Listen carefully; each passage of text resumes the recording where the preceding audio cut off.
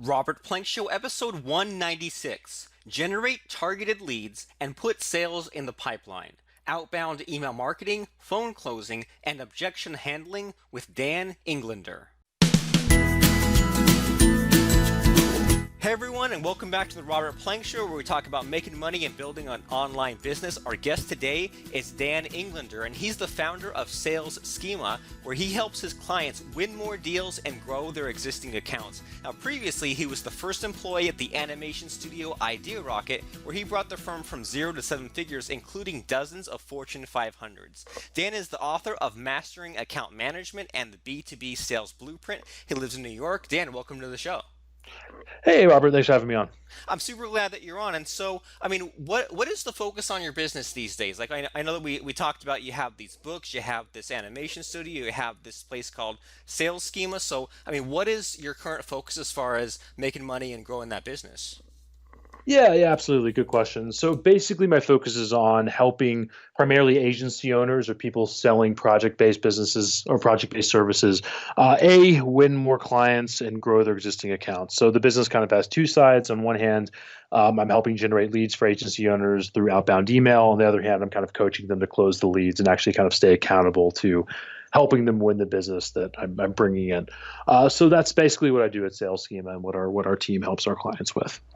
Cool. And then, so you mentioned that you do a lot of like work with like closing the leads and dealing with email marketing. Like, is this where a lot of people need help? Are you seeing a lot of people lacking in this email area and in the like the phone closing and stuff like that?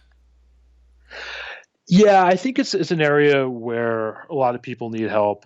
And I think, for your audience, which seems to be primarily focused on sort of, marketing funnels and marketing automation, it's an area that I think can create a lot of cognitive dissonance.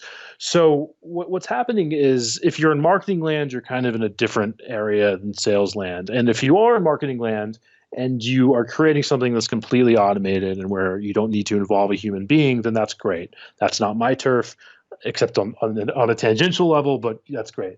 But where I see a lot of problems is when people who are traditional, marketing funnel people try to get into sales land, then they can sort of bring one type of learning into that, and it can create problems.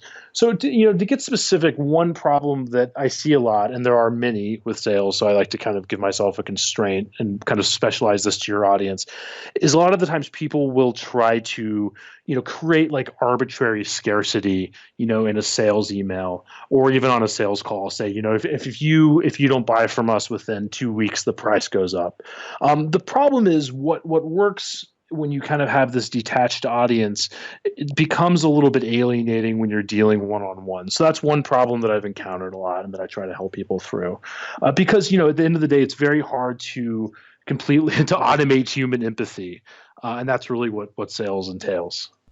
And so, is there an easier solution? Because, like, I've seen some of that arbitrary scarcity, and I use it in my business as well. But sometimes I feel like there are times where no matter how hard I sell, or no matter how much I like connect with them emotionally, like there's just that one part of the crowd that will only respond if I have some sort of deadline. But then on the other hand, like you said, like it doesn't translate too well for a one-on-one. And sometimes I'm worried that if I use that gimmick too often, then they'll stop paying attention even to that. So, do you have any thoughts in that area? Well, first of all, I wouldn't think of it necessarily as a gimmick, and I don't think it means you can't use scarcity at all. I just think that if you're using it on a sales page, that's one thing. You don't have to have a great reason for it. It helps if you can, though. But if you're using it in a one-on-one basis when you're on the sales call, you need to be able to tell people why there's scarcity. Otherwise, it's sort of like we've built all this trust, we've had this great conversation, you've understood my needs, you've proposed this solution, and now you're saying that if I need more than a few days to decide, then you're just going to hike the price on me for no reason. That doesn't sound very trust-inducing. Right. Maybe I should go with somebody else. But if you say, look, we're doing all these outbound campaigns, we're talking to people every week. I'd like to be able to hold this rate for you. As I'm sure you can appreciate, as another business owner, I can't keep prices the same way and plan effectively forever. with that in mind, what is a reasonable time for you guys to decide on something like this so I can kind of stay ahead of our production calendar? That's one way to put it. But if you're just kind of saying, well, Tuesday's the deadline, and or we're going to give you a discount if you decide by then. Well, why? Why can't I have the discount just because? Like, why can't you just give me that price to begin with? So you have to have good reasons for it. And that makes a lot of sense. And I like that one part of it in there where maybe you ask them how long they need to decide, so they almost set the deadline for themselves. Correct. Correct. And so, just to make sure that we're all kind of on the same page, could you walk us through a case study or of some kind of like whatever actually happens here? Because you mentioned a little bit here that there's some of talking on the phone, there's some of presenting some sort of package to someone, and there's some sort of some kind of urgency. Maybe we have to be a little more creative on a sales letter. But could you kind of walk us through like who you're doing this for, and like what's their niche and what kind of offer that you're marketing to people? Yeah, absolutely. So my main niche are agencies, and typically I skew towards creative. So people doing websites, people doing video work, people doing these project-based offerings. So there's two ways that I help them. One is by actually generating the leads with my team, and doing these sort of targeted outbound campaigns. Other times I'm just helping on the sales end when the leads are actually coming through and helping them to kind of develop a consistent sales process, talking them through their pipelines, making sure they're kind of doing the right things in the trenches, or I'm doing both of those sides combined. So, a typical case study, and this is something it would probably be with the business that I helped build, and that's the sort of experience that I'm drawing on to help my clients now. And it ends up being a lot of same story, different day, I think in a good way, because I think a lot of creative agencies have the same problems. So typically it starts, I think is the most direct way is through outbound email. And there's pros and cons to outbound. The pro is that you can get results a lot faster. You can start testing things. You can be talking to people sooner rather than later. And even if you're failing on these sales calls, even if you're saying all the wrong things, you're going to learn a lot faster than if you go for the less scary allure of paid traffic and content and these sort of impersonal strategies that I think a lot of times people will spin their wheels with just to avoid the fear of a sales call. So that's why I'm a big fan of outbound. The downside is you're knocking on the doors, right? So you don't have the same authority. You don't come in with the same credit as if somebody's knocking on your door. The good news is that if you're specialized enough, that's not the end of the world. It's less of a problem than I think people make it out to be. People will say things like HubSpot because they sell inbound marketing service software will say outbound is dead. It's not at all. You can do very well with it, have huge successes, go after, gargantuan Fortune 500 clients. So, I mean, to answer your question and kind of get into the case study, it usually starts with that, with crafting a decent outbound template and making sure that you can get targeted in terms of the problem you're solving and the niche that you're going after. And also just goals in mind. So, you need to get a certain number of leads. You're pretty sure based on your past wins that you can close 2 in 10 or 3 in 10 or whatever it may be, before you start investing in a campaign like this, whether you're hiring somebody like me or doing it yourself. So from there, once you have this targeting all lined up, there's a lot of ways that you can source the list. And one thing that people think they have to do is go out and buy some list, which is the worst waste of money. Usually those emails are bad. It's not targeted. It's not focused at all. What you should do rather is, the size of the company you're going after, the titles. You can do a lot of this through scraping or hiring a VA to do it, because chances are if you're listening to this podcast, your time is worth much more than that sort of backbreaking work of actually researching the emails yourself. So it's quite outsourceable, and there's a lot of nitty gritty to that. But in a nutshell, that's what you're doing. So you have the list. When it comes to writing the actual template, one thing that I discovered through doing this many times and getting back into what I was talking about earlier is that the sort of sales email you write, the tone is going to be completely different than the sort of ClickFunnels marketing emails that a lot of your very talented guests have talked about in the past. So it's not going to be very long. It's going to be of the tone that of somebody maybe you met at a cocktail party reconnecting with you again, a peer or an acquaintance. That's sort of the tone you want to keep. And also, I think a lot of the times when people don't know outbound emails, they'll come in the doors thinking that I have to grovel for somebody's time. I have to say if I can just get 5 minutes, or I know this is an annoying outbound email, but please give me the benefit of the doubt. And it's just this sort of this, there's this deferring of authority to somebody else. And there's kind of a fine line. You want to respect their time. You want to let them know it's not going to go on forever. You're not going to drag them into some sales pitch. But at the same time, you're also respecting your own time enough. So it's more like saying, here's I've customized this email to you. I'm reaching out for a good reason. Here's what we do in one or two sentences. Can we chat so I can walk you through the program? And how you do that, it can happen many different ways, and there's always no shortage of outbound techniques. But that's sort of the essence of it. So And then, and then so from there, and and yeah, real please, quick. please cut me off because Oh I yeah. could go on forever. Yeah, I mean, yeah, this is good stuff, but yeah, I want to make sure that I'm understanding everything that you're saying here. So, am I understanding you sure. correctly in that, so in this technique, you are not like mailing to like a pre-built list that you have, and you're not like buying like an Info USA list. You're actually going out and you're finding people that you want to do business with, and you're either finding like their contact form or their email address, and just getting this list of prospects and not dumping them into like an email marketing database, but you're taking your template and you're sending these emails out one at a time, customized to each person. Is that right? Correct. Yeah, yeah, and that's super important. I think, however you do it, you want to build your own list. At the end of the day, I think there's no reason to use a product like a pre-built list or something like that, because you just can't trust it. You're just kind of, you're just getting what they send you, and it's a huge speculative investment. When you build your own list, then you're going to learn a lot, even if you don't get any sales, and that's the worst case scenario. Ideally, you should be getting sales, obviously. Okay, so you're going out, and so in this case study that we're talking about, so like what would you search for, and what kind of websites are you looking for, and like uh what kind of offer are you trying to sell to these people? Well, it depends on what client I'm working with. So with the business that I help build, we were selling high-end animated video services. So it started out us going after tech startups. So a great source for us was CrunchBase. So we could go on CrunchBase and see who got funded, and we knew what titles we were going after. We were either going to go after a CMO or a CEO. And then from that, we have it pretty well nailed down. We can get a VA to go scrape these lists and create them, and then from there, it's just sort of about extending a low commitment offer through email, like let us talk so we can give you all the information about what we do and our price. And then just and you're basically not saying, you're not using the word consultation, you're not using the word product tour. It's a brief call. So that's sort of what it was in a nutshell.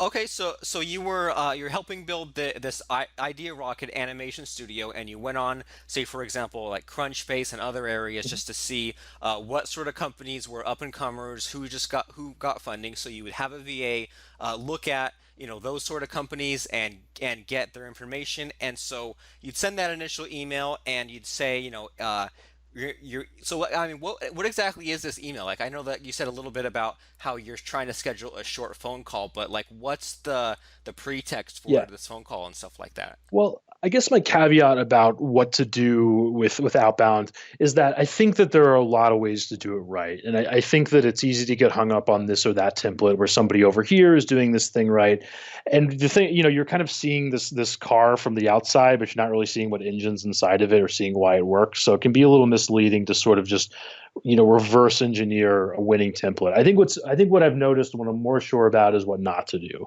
So, and that's not because I'm scared to give up my templates. I put them out in my courses. I tell my clients about them. It's not an intellectual property thing. It's just I just want it to work for people. So what I think doesn't work is when you go too long, or when the email kind of lives in your world. So it's more about you and these accolades that you've achieved and the success you've gotten. It has to be more based on some sort of falsifiable result that you've gotten for your clients. And with that in mind, it usually entails less adjectives. It usually entails more verbs. We've done this, we've done that, and in some element of customization that is sincere.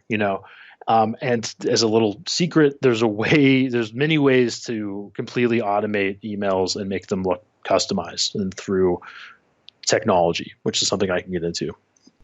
Okay, I mean, yeah, let's talk about that. I mean, is that a matter of just like having form fields and plugging in like a mail merge sort of document from a spreadsheet, or how do you Exactly. do? Oh, that's how you do it. Yeah, yeah, exactly, exactly. But it still works, and even if even if it is automated, it still works quite well if you're getting targeted enough. What I use personally is I'm a big fan of quick mail. That I think that's very simple, very easy to test things, and so on. So that's what I'd recommend.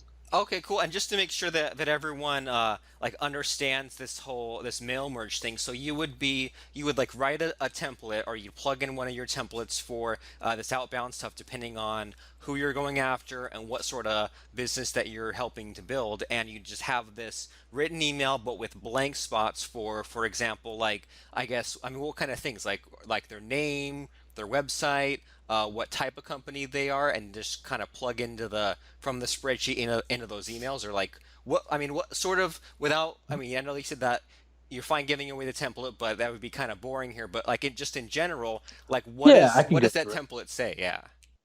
Yeah, and I'm not cagey about that. I just I've made my own mistakes trying to reverse engineer other people's templates, and it sometimes can be a trap.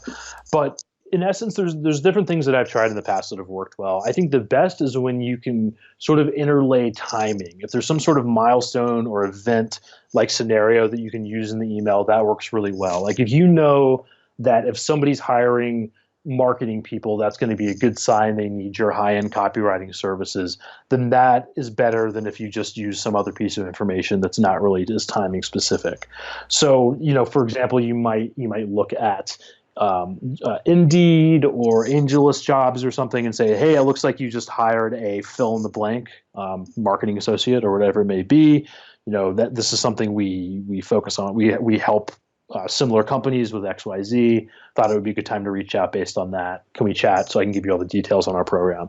That's the sort of thing that I would lean towards. And whenever there's timing involved, I think that's the best way to customize that first line. And I like that, and just something small like that sort of shows that you're not sending a mass email, that you actually looked at their company somewhat, and it's a little bit customized for them, and not and you might have customized hundreds of emails, but it's not like you're just blasting out and just spamming thousands of things. You actually at least looked at their site a little bit. Yeah, yeah, exactly. And you really don't need to send massive amounts. That's another mistake I've made. You can test things without that many emails, and just 50 or 100 a day will give you lots of good data. Because if you're doing these sort of campaigns, then you're doing it right. You should be going after a niche. You should be going after a pretty limited audience. So it's not everyone in the world. So yeah, I would say start small. Okay, that makes sense. And so you were building, helping to build Idea Rocket, and you were contacting these companies that had funding, or you look at Indeed or AngelList and see if they hired someone new, and then you'd send out that email saying, we want to help out. Can we do a quick chat? And so then, how would you get them on the phone? Would you send them to some sort of a scheduler, or would you figure out a time from the back and forth, or how would you get them from the email to having them on the phone? Yeah, I'd say avoid the scheduler. I think that's another example of sort of the bend towards automation, the bend towards a marketer's thinking not really working as well in sales. I used to, and I made this mistake myself. So if you use a Calendly link or a scheduler, it just doesn't look as personal. It's just a little nuance that looks a little bit more robotic and a little bit less empathetic. So I think it should start with a question: can we chat this week or next, so I can give you all the details on the program, or something to that effect. That's my recommendation. And then from there, if they say yes, then you can feel free to send a link or whatever. But that's the best first step. Okay, so get that micro commitment first. Get them to first of all agree to it. And did I hear you right that so after you say like can we chat this week or next, if they say yes, then you send the link, the direct like the Calendly or the time trade link or whatever, or do you have the VA work that out? Well, I think that it just depends on where you are in the process, but I think there's not really a place for a VA in that particular part of the campaign. I mean, if you're selling a product that substantiates a salesperson, it's probably going to be thousands of dollars at least. You know, if it's less than that, then you should be looking to get marketing automation to handle it. But if it involves a human being, then you're going to be, it's worth you making sure that you can lock down this appointment. So yeah, I mean, feel free to send a calendar link, or maybe you want to be more specific and you just want to lock them down at a particular time. However you want to do it. The idea is your time. It's probably worth you being involved in that part of the process. I mean, the sort of the benefits to automation at that point are, I think, inverse to the gains of you using your brain. If that makes sense. Yeah, that makes total sense, and fair enough there. So you get so then when the appointment time comes around, you get them on the phone for this 5 minute phone call, and so more or less like what's said on that phone call. Yeah, and of course, for agencies, it's going to be different than everyone in your audience who's going to be, everyone's selling something different. But first of all, I would stray away from the 5 minute phone call promise, because everyone knows that that's not how it goes. If you're going to get in any level of detail about anything, a B2B product, you're going to need at least 15 minutes. And usually the 15 minutes becomes 20 or 30. So I think you don't want to be glib. You want to be upfront about what you're obligating people to. And the fact of the matter is, if somebody's not willing to talk to you for 15 minutes about a product that's going to cost thousands of dollars, not much more, then they're just not worth your time to begin with. So I would start there. And then on that first call, what you're doing is you're qualifying them. I mean, you're really making sure that they're worth more calls or a proposal or whatever you need to do to bring them to close, which of course is going to vary depending on what you're selling. And so it will vary depending on what you're selling, but I mean, what like in general, like what sort of things are you asking them about their business, or Sure. like what are you telling them?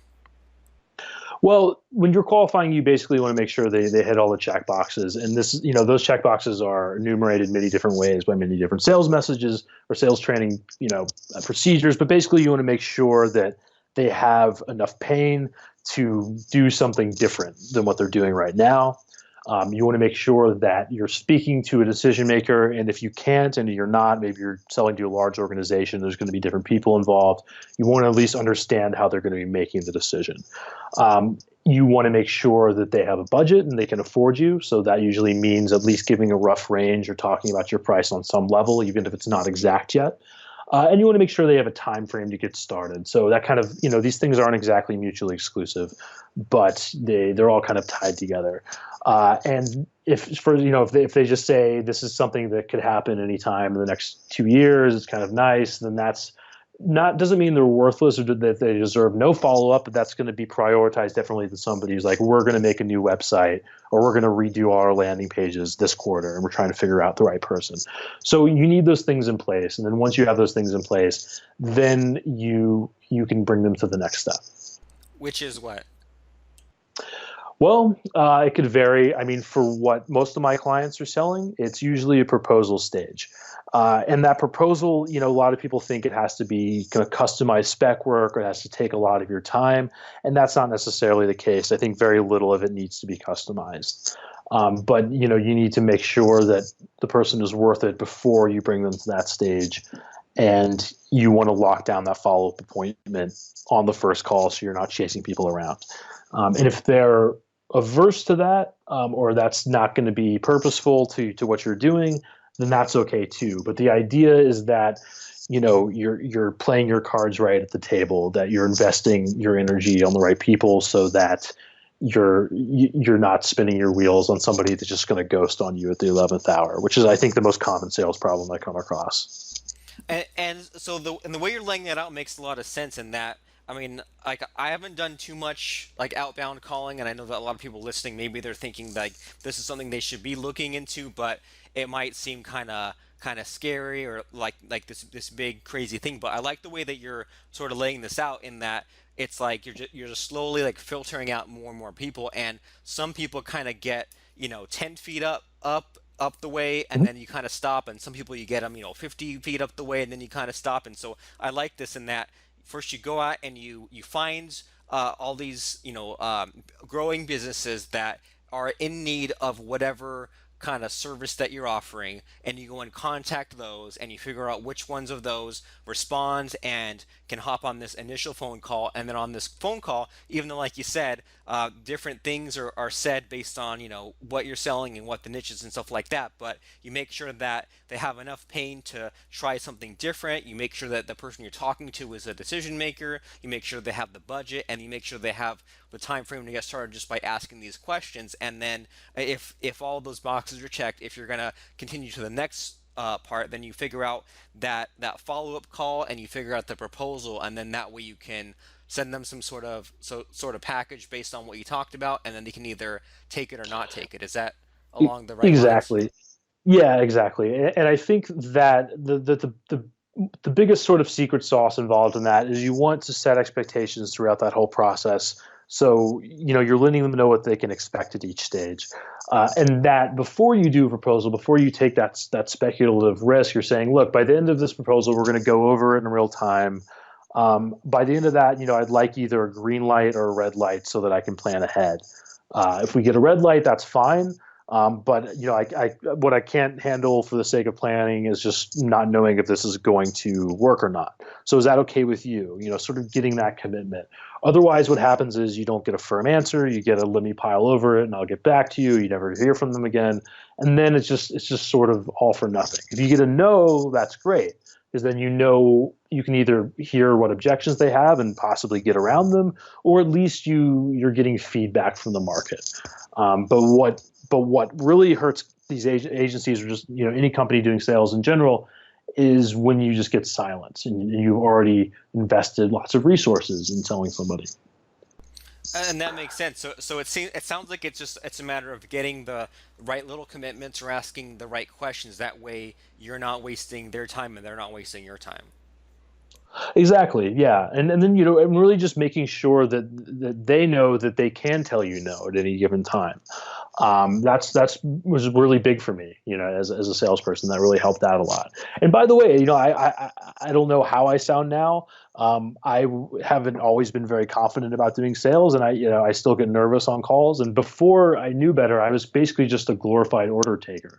So doing everything wrong, like when the first months when I started in a position where I had to sell animated video, I would just get enough information to put together a proposal. I'd send people the proposal, then I'd never hear from them again.